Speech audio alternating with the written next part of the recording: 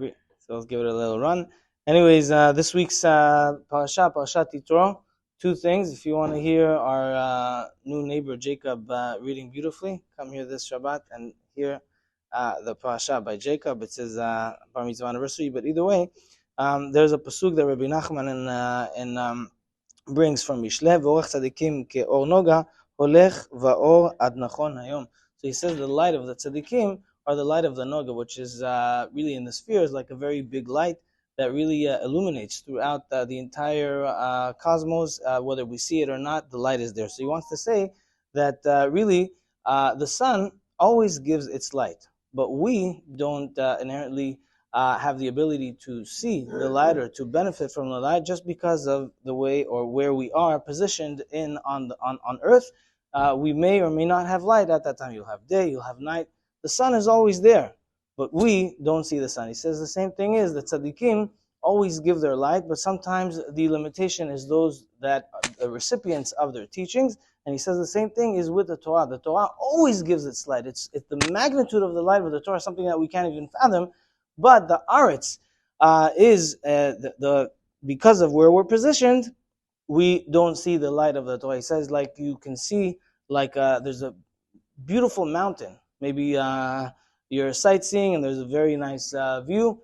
And if you take your finger, cover your eye, such a small part of your body, but you can't see the mountain with such a small little thing in the way, or if you put a coin in your eye, whatever it is, you don't see it. But the greatness is there. Likewise, the light of the Torah, the blessings of the Torah are there, but sometimes the chomriyut, the physicality of the things that we're involved in, do not allow us to pay attention or to absorb and or appreciate and benefit from the light of the Torah. There's another very interesting idea that is brought down in Torah by the Admor Zaken. He says, Avraham, Yitzchak, Yaakov, the great tzaddikim, always studied Torah. They always kept the mitzvot. They circumcised their children. They built sukkot. They had kosher values. What is the significance about receiving the Torah at Har Sinai?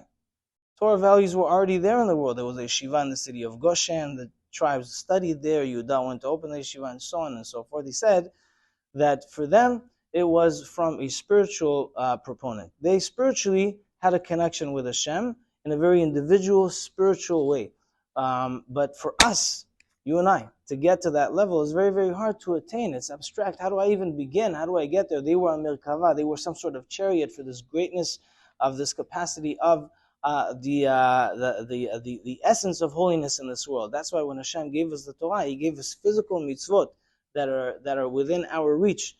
You take a talit, quickly put it on. Tefillin takes a couple of minutes. Mezuzah, this, that, tzedakah, tefillah, and through the physicality, we can reach to the higher state of the spiritual proponents that our forefathers and foremothers, matriarchs and patriarchs have been involved with before the Torah, and so we are very lucky. So just to recap again, this Shabbat, let's connect to this very special essence of B'Ish Echad, K'ish Echad, B'Lev Echad, that we all encourage everybody we know to come to Bet Knesset to participate in hearing the Aseret HaDibrot, and also the connection to the Torah is in our time through physical mitzvot to connect to a spiritual essence. Baruch Adonai Le'olam. Amen. Amen. Please join us some delicious coffee, and today we have Turkish coffee also.